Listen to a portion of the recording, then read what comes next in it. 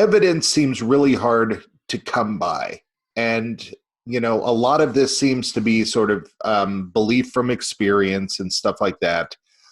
So for you, I'm sure there's two different types of evidence. There is the evidence that you yourself feel and experience and say, hey, I know.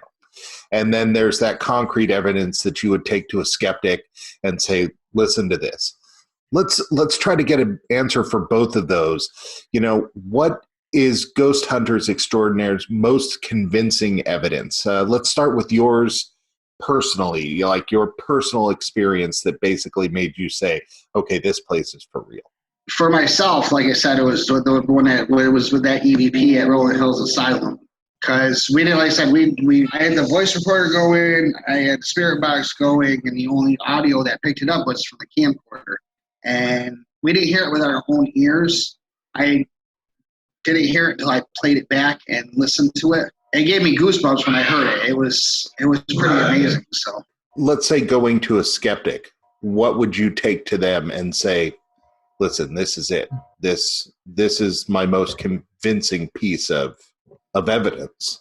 Well, unfortunately with skeptics, you kind of, even if you bring it to them and, any piece of evidence, they're still going to say that unless they were there to experience it themselves, they're still not going to be convinced.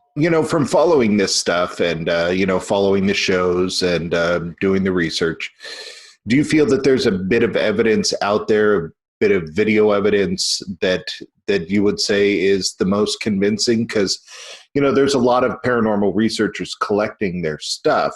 Is there something out there that would really get a skeptic's attention? Not somebody who doesn't believe, but a skeptic. Well, there's a few people that I work with at my full-time job, and people that I'm friends with that I've gone and shown them some of my evidence, and it terrifies them because it's like they don't want to believe in it, but they see it and they're like, wow, and they get stood. They're like, I don't want to see that, because that's gonna scare me. Well, that's how my wife feels. Is she's skeptical, but she's also terrified. Yeah. She's a healthy, terrified skeptic.